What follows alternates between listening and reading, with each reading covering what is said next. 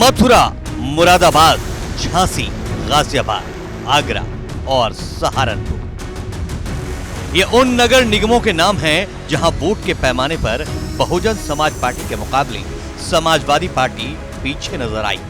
यहीं से सवाल उठ रहा है, क्या बसपा ने मुस्लिम वोट बैंक के मोर्चे पर सपा को नुकसान पहुंचाया या फिर सपा रणनीति के स्तर पर कमजोर साबित हुई? निकाय चुनाव के नतीजों पर नजर दौड़ाएं तो साफ पता चलता है कि झांसी, मुरादाबाद, मथुरा, आगरा, गाजियाबाद और सहारनपुर में बसपा समाजवादी पार्टी पर भारी पड़ गई। निकाय चुनाव में बसपा समाजवादी पार्टी का मजबूत वोट बैंक कहे जाने वाले मुस्लिम समाज को अपने पक्ष में करने में काफी हद तक कामयाब रही, जबकि समाजवादी पार्टी दलित वोट बैंक को साधने में नाकाम रही।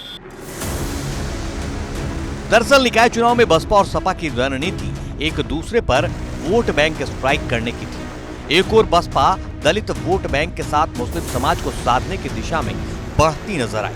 बसपा ने 17 नगर निगमों में से 11 नगर निगम में मुस्लिम प्रत्याशी उतारे थे।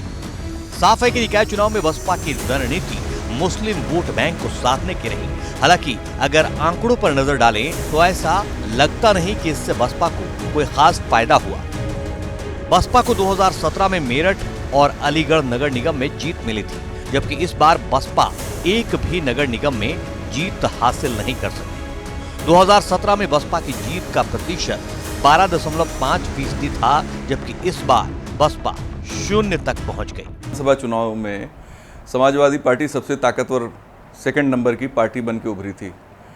समाजवादी पार्टी के अपनी जहां सिंबल से लोग चुनाव लड़े थे वो करीब 37.15% वोट उनको मिला था। ये करीब 368 सीटें ऐसी थीं।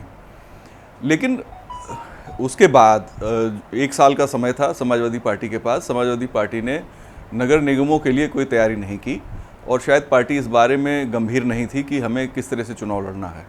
अगर आप फ्यूचर का प्लान नहीं बनाएंगे तो आपको अब चुनाव में कामयाबी मुश्किल से मिलेगी। अगर आप सोचते हैं कि बाय डिफ़ॉल्ट आपको कामयाबी मिल जाएगी तो वहाँ आपकी कामयाबी में हिस्सेदारी करने वाले बहुत से लोग हैं। जैसे अखिलेश के रास्ते में बाधा सिर्फ बसपा ही नहीं है, AIMIM भी है, सहयोगी दल भी उनके बाधा हैं, क्योंकि सहयोगी दलों का अपना काम करने का अलग तरीका है।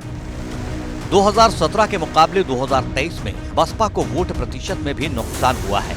इन्हीं आंकड़ों पर मायावती ने एक नहीं 3 ट्वीट कर EVM वाला मोर्चा खोल दिया है।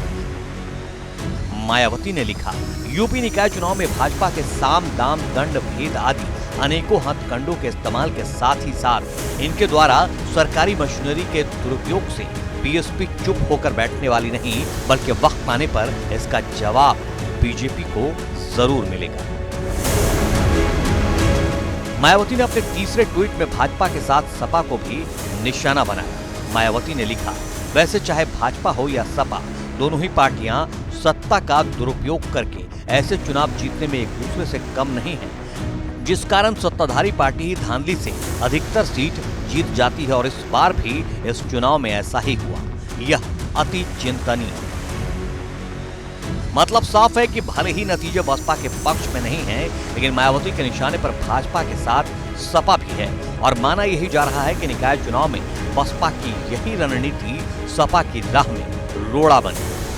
निश्चित रूप से निकाय के राजनीति आने वाले 2024 के भविष्य को दर्शा रहे हैं, लेकिन ये जरूर है कहीं न कहीं बहुजन समाज पार्टी अपनी उपस्थिति दर्ज कराने में सफलता प्राप्त की है और अखिलेश यादव बुरी तरह से फेल हुए। देखिए, पहली बात तो ये है कि वो लोग कौन आगे जा रहा है कौन पीछे, लड़ाई सपा बसपा की है।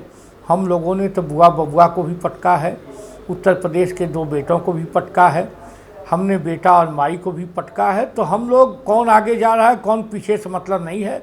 हमारा ये मानना है कि भारतीय जनता पार्टी का परचम 2024 में भी लहराएगा।